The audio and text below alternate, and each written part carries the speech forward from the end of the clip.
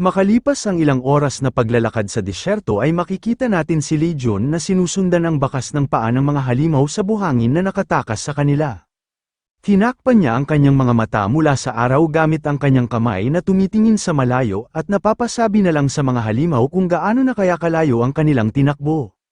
Lumitaw naman sa likuran niya ang kanyang master na muling sinisermonan siya na dapat na niyang tinapos ang mga halimaw na yun at ito ang napapala niya kapag hindi siya nakikinig sa mga salita ng kanyang master, kaya nanigas na lang si Lee Jun sa paulit-ulit na sermon nito.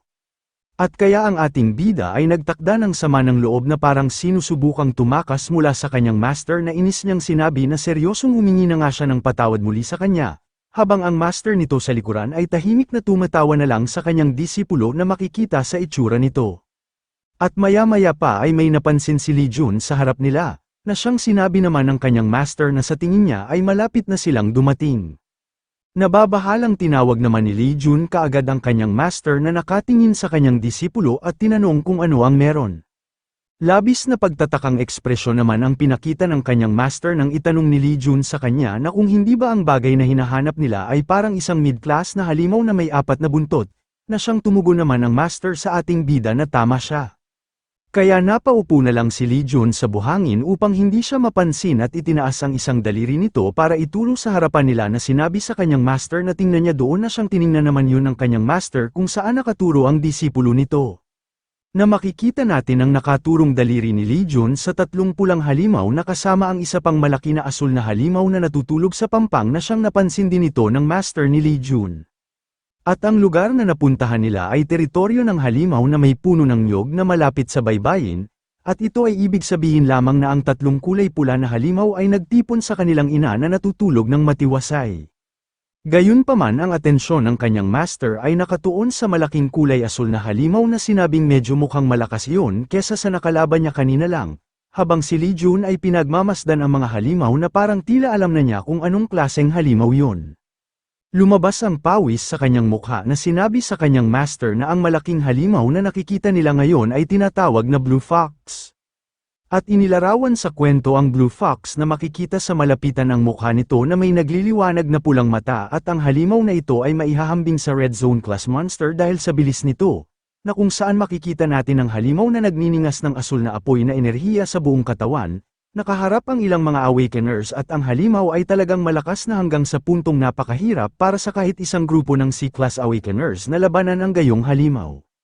Nanatiling nakaupo sa buhangin si Lee Jun na siyang nababalisang napapaisip na ang pag-iral ng boss monster ay isang ganap na naiiba ang antas mula sa halimaw na nakatagpo niya hanggang ngayon. At napagtanto ni Lee Jun na may pag-aalala siyang tumingin sa Blue Fox na maari siyang mamatay kapag nakagawa lang siya ng kahit katiting na pagkakamali, at napalingon sa master nito nang sabihan na huwag siyang matakot.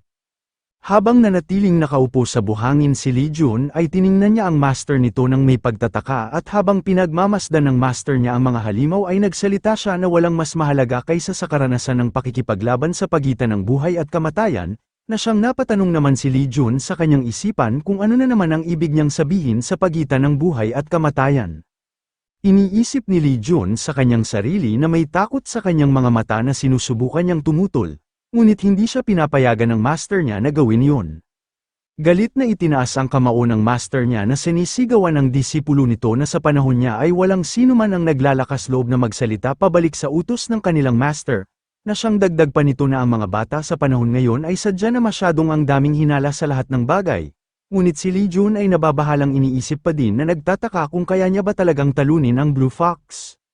Ang matanda naman ay nanginginig ang kanyang mga kamao na nagpapahayag ng kanyang galit sa disipulo na naisip naman ni Lee Jun na kung siya man ay mawalan ng malay o magkamali na kahit isang beses lang ay maaari siyang mawalan ng buhay. Ngunit kung susuko siya ngayon at tatakas na lang ay wala talagang magbabago sa kanya mula nung siya ay naging mahina. Inaalala niya ang kanyang nakaraan sa loob ng isang silid, at may bakas ng dugo ang tumalsik sa isang uri na papel na parang chart. Makikita si Lee Jun na nakaluhod na hawak ang kanyang braso at napapasigaw na lang sa sakit habang may isang tao ang nakatingin sa harapan niya. At makikita sa mukha niya ang paso sa kanyang pisngi, at muli siyang nakatanggap ng isa pang suntok na dahilan para bumagsak siya sa sahig. Itinaas niya ang kanyang ulo na may sama ng loob na nakatingin sa harapan, At maya-maya pa ay tinapakan at dinidiin sa sahig ang kanyang mukha ng isang hangal na nilalang kaya napangalit na lang sa galit si Lee Jun at walang magawa. At makikita ang isang hangal na nakasuot ng uniforme ng kanilang angkan na siyang nanatiling nakadiin ang paa nito sa ulo ng ating bida at nakangiting sinabi sa kanya na ngayon ay nawasak na ang dungeon ay hindi na siya makakalaban pa. Sinusubukan naman kausapin ni Lee Jun ang lalaki na tinatawag ang pangalan na Lee Gihong na siyang pasigaw na tinanong kung ano ang ginagawa niya na walang paraan para pahihintulutan siya ng pinuno. Hindi naman inaasahan ni Lee Jun na kaagad nagbago ang kanyang ekspresyon na sinabi ng lalaking hangal na pinahintulutan siya ng pinuno na gawin yon. Habang nanatiling ginagawa yon ni Lee Gihong sa kanya ay hindi naman matanggap ito ni Lee Jun at muling itinanong sa kanya yon upang ikumpirma. Nasisiyahan na kangiti na sinabi naman sa kanya ni Lee Gihong na pinahintulutan siya ng pinuno na sinabing okay lang na bugbugin ang walang kwentang bastardo na katulad ni Lee Jun.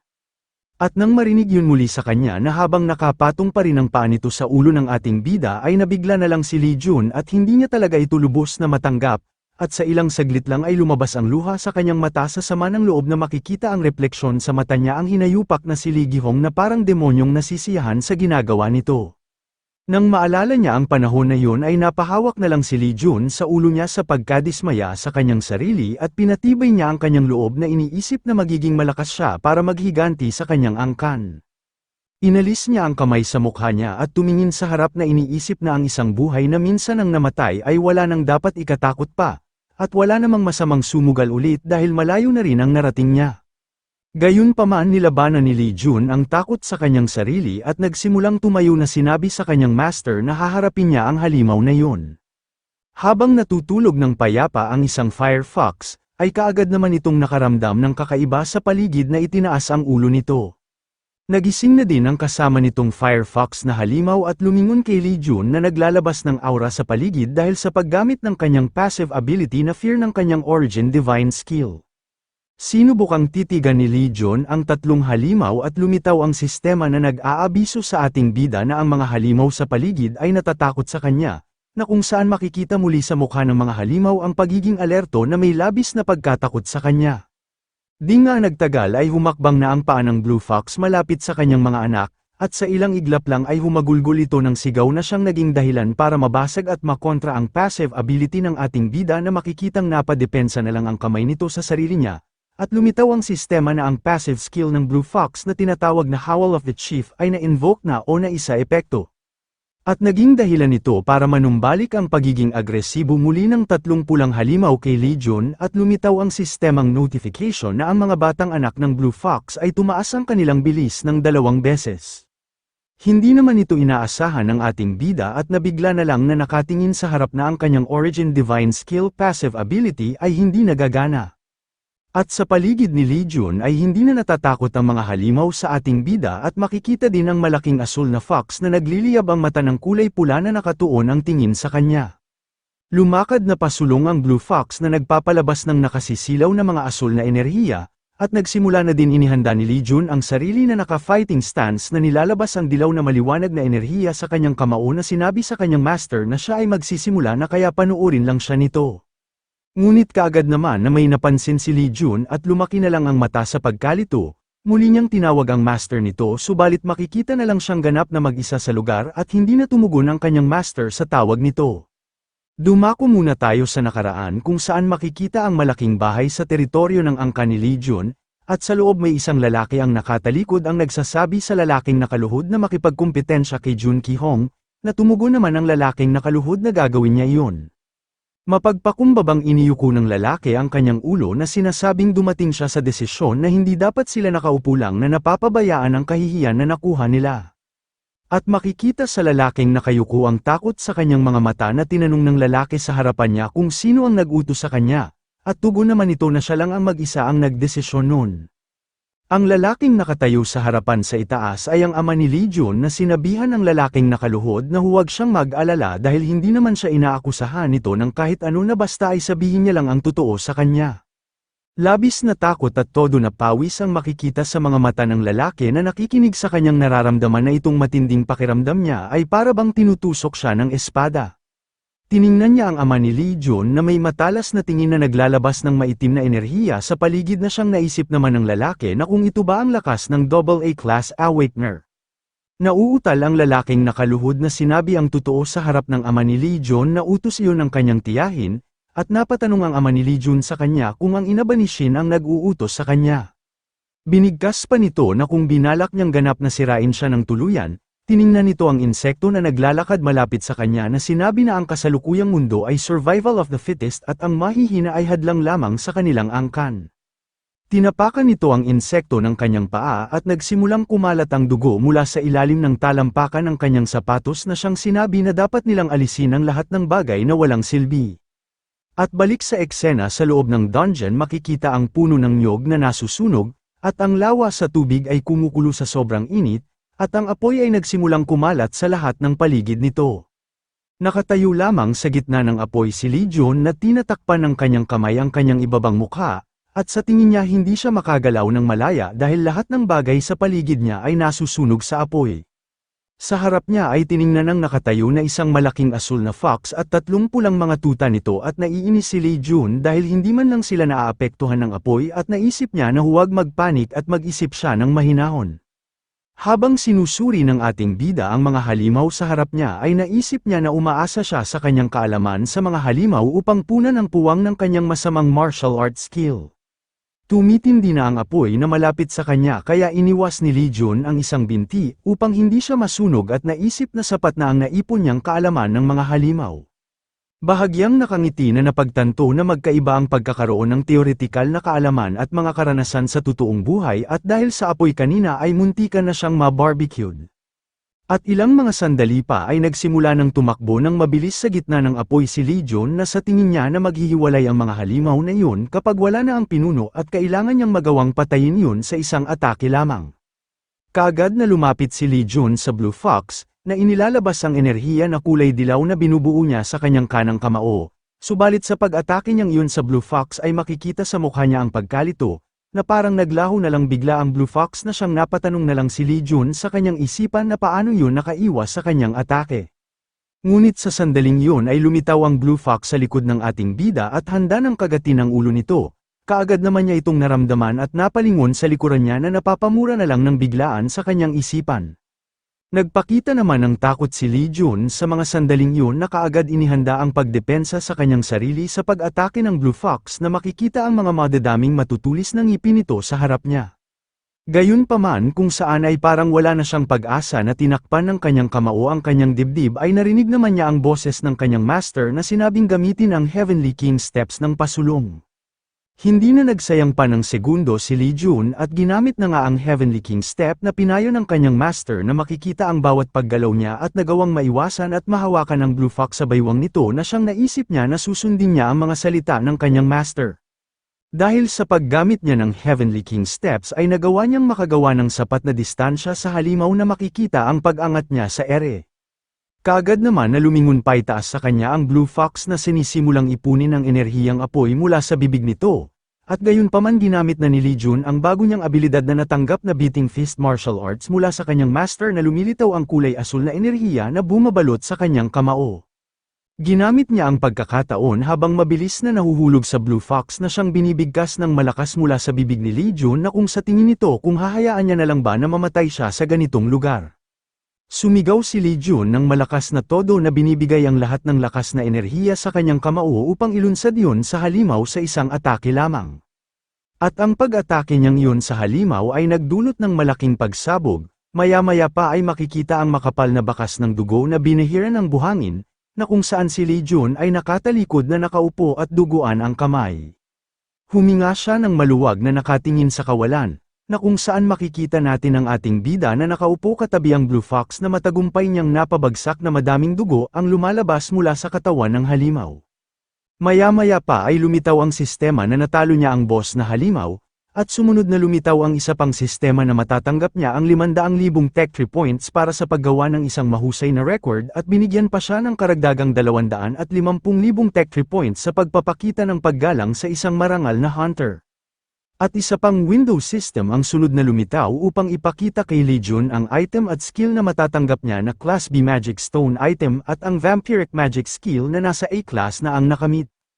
Pinagmasdan ni Lee Jun ang mukha ng napatay na Blue Fox, at ilang sandali pa ay makikita ang unti-unting paglaho ng halimaw na nagiging liwanag na nawawala sa ere. At ang halimaw ay nag-iwan ng isang aklat at itim na bato malapit kay Lee Jun, tuluyan ang naglaho ang katawan ng halimaw, habang tinitingnan naman ng maigi ni Lee Jun ang itim na bato at ang libro na nasa buhangin. Napatawa naman ng bahagya ang kanyang master na lumitaw malapit kay Lee Jun na nanatiling nakatingin sa item na sinabi na nakatanggap siya ng isang kapaki-pakinabang na bagay. Pinaliwanag ng master niya ang A-class na aklat na Vampiric Magic skill na may kakayahang sipsipin ang puwersa ng buhay ng kalaban, at ito ang pinakamahusay na paraan upang mapahusay ang kakayahan ng isang tao sa maikling panahon. Matapos maipaliwanag ng kanyang master sa disipulo nito ang skill na natanggap niya ay tinawag naman siya ni Lee Jun. Bumaling na lang ang tingin ng kanyang master sa ibang direksyon na may pawis na lumalabas sa kanyang mukha nang tanungin siya nito kung saan siya napunta sa lahat ng oras na iyon. Namuti na lang ang mata ng kanyang master at mas lalo pang pinagpawisan ng sinabi pa ni Lee Jun na desperadong niyang tinawag siya at dahil dun ay napaisip na lang ang kanyang disipulo na baka iniwan na siya ng kanyang master dahil wala siyang kwenta. Lumingon na ang master kay Lee Jun na pinatunog muna ang lalamunan nito na sinabi na walang paraan na iiwan niya ang kanyang disipulo na hindi dahil sa ayaw niya sa kanya o kung anuman, habang si Lee Jun ay nakatingin naman sa kanyang palad. At makikita sa kamay ng ating bida ang kulay pula na enerhiya na dumadaloy sa kanyang kamay na siyang naisip niya na nagawa niyang matalo ang boss monster gamit ang kamay na ito sa isang atake lang. Kinuyam niya ng matagumpay ang kamao na nanatiling naglalabas ng pulang enerhiya sa kaliwang kamay niya na nagpapakita ng ngiti sa kanyang mukha. Kinuha ni Lee Jun ang skill na aklat na iniiwan ng itim na bato sa buhangin at lumapit naman ang master nito sa kanya na sinabihan ang kanyang disipulo na una ay dapat matutunan niya ang Vampiric Magic skill at sa pakikinig sa kanyang master ay tiyak na lalago ang kanyang kakayahan. Tumingin naman si Lee Jun sa kanyang master na may halong walang kasiguraduhan sa kanyang mukha na tinanong kung totoo ba ang sinabi niya, na siyang umumbok naman ng ugat sa pisngi ng kanyang master sa galit na sinabi kung sa tingin niya ba ay nagsisinungaling siya sa kanya. Kaagad naman nagpakita ng ngiti si Lee Jun na tila parang inaasar niya lang ang kanyang master sabay sinimulang hinati sa dalawa ang skill na aklat na natanggap niya, at lumitaw ang sistema para abisuhan siya nito na natutunan niya na ang Vampiric Magic skill na A-class at maaari niya nang magamit ang skill na ito.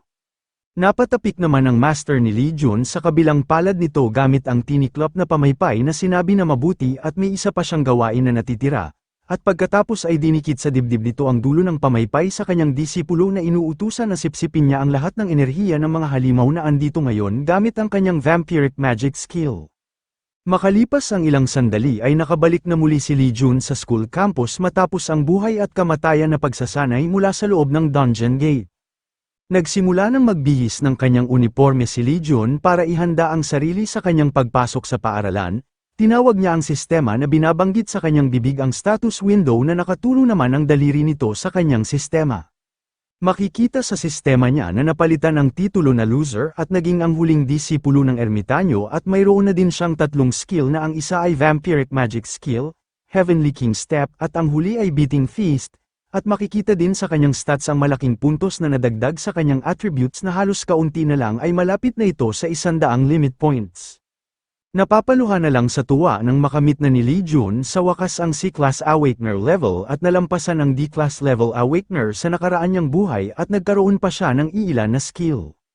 Nagtanong ang master niya kung ano ang ginagawa niya at nakangiting tugon naman ni Lee Jun sa master niya na aalis na siya habang nakatulo pa ang kamay nito sa sistema niya. Paglabas ni Lee Jun medyo madaming tao ang nakatayo sa sidewalk sa harap ng building, at kalmadong naglalakad si Lee Jun papunta sa paaralan habang nakalagay ang mga kamay niya sa kanyang mga bulsa at ang ibang mga estudyante naman sa kabaligtaran ay nagmamadali at baka mahuhuli na sila sa kanilang klase. Bigla naman lumitaw ang master niya sa tabi at tinanong si Lee Jun kung hindi rin ba siya nahuhuli sa kanyang klase at tumugon na lang ang ating bida sa kanyang master na may walang pakina ekspresyon na kaya siya mabagal maglakad dahil late na nga siya sa klase. Subalit sa ganoong sagot ni Lee Jun ay ikinagalit iyon ng kanyang master at napasigaw na lang kay Lee Jun ng malakas na paano siyang naglakas loob na magkaroon ng ganoong mindset at kailangan niyang humanap ng kaalaman mula sa kanyang mga guro.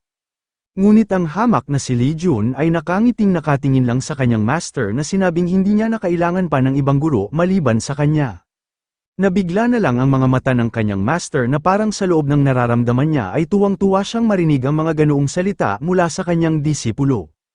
Kaya itinaas na lang ng kanyang master ang kanyang pamaypay na tila may ekspresyong nasisiyahan sa kanyang mukha at sumang-ayon na nga kay Lee Jun na sapat na sa kanya ang isang mabuting guro. Napaisip na lang si Lee Jun na ang kanyang master ay talagang madali lang mapaniwala.